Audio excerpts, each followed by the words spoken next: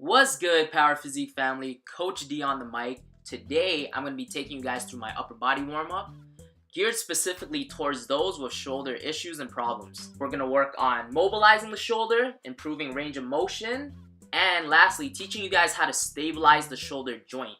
First thing I do when I step in the gym is some dynamic movements. This just gets the blood flowing and gets us ready for the rest of the warm-up. I'm going to start this pec opener real slow so you guys can get the motion down. So pretty much, you're bringing it in, forward, out to the side. Bring it in, forward, out to the side. And then, once you get that down, you start going faster. And every time you spread your arm out to the side, you should feel a big stretch in your chest. Here's just a side view for you guys to check it out. Next, we're going to move on to doing some static stretching for the chest. So I start off in this position right here where my upper arm is parallel. Then I'm going to move it up a little higher, and this is going to hit my pec minor. And after that, I'm going to place my forearm on the rig and I'm going to lean away. This is going to get inside of my chest near my sternum. Tight pecs will pull your shoulders forward, making it more likely for you to have impingement and less room for your shoulder to move around. Now I'm going to walk you guys through a series of movements that work on taking your scapula, aka your shoulder blades, through all the ranges it needs to go. I begin with wall slides. So the key here is to keep the back of your arms and palm against the wall at all times, and when you're bringing it down, you're going to squeeze your shoulder blades together. Scapula push ups. Keep the arms straight at all times, no movement in the elbows. So I'm going to retract, protract, retract, protract. So pretty much I'm depressing my shoulder blades and then bringing them back. Next, we got back burn. So how you do these, I want you to make a fist with your thumbs up. You're gonna bring your fist around your back like you're being handcuffed, touching your knuckles together while trying to bring your fist as high up on your back as possible. And when you come back to the front, you're gonna drive your thumbs up towards the ceiling. As you can see from this angle, I don't get up very high on my back due to my limited shoulder mobility. But I can promise you that if you do this consistently over time, this will improve.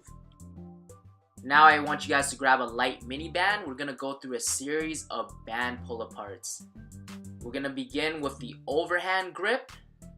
So with band pull-aparts, I want you guys to start with it at eye level. What this does is this will take the traps out the equation.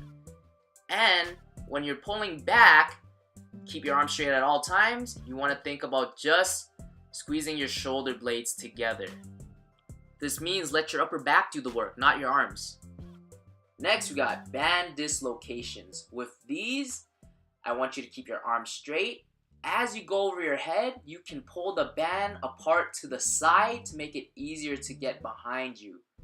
Notice here how I take it through a full range of motion, touching my thigh in the front and my low back in the back. With the diagonal grip, you're going to have your underhand on top and your overhand on the bottom.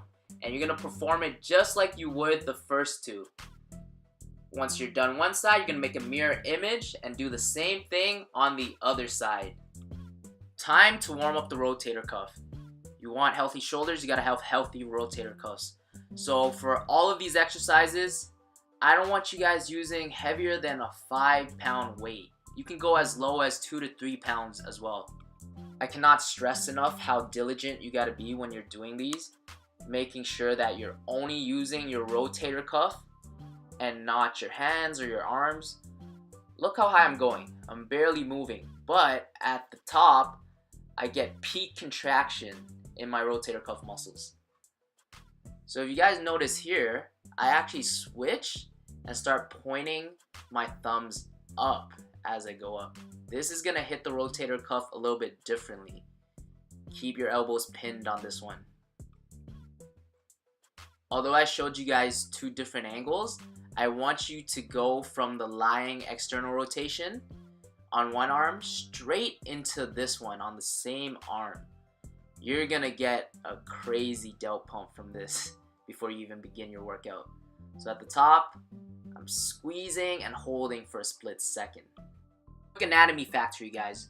The shoulder joint is the most mobile joint in the body, and because of its great mobility, it has to sacrifice stability, and that is why the shoulder is often the most injured joint.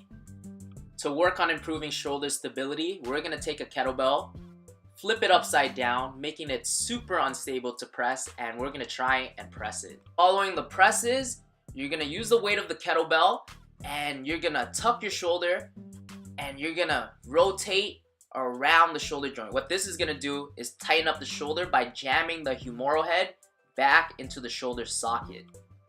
This last movement right here is identical to the motion we use in the scapula push-up. Finish off by performing the twisting motion once again to tighten up the shoulder while your shoulder blades are back and retracted. So that wraps up my warm-up. Give it a try. I guarantee you guys are going to feel so much better when you're pressing. Coach D, out.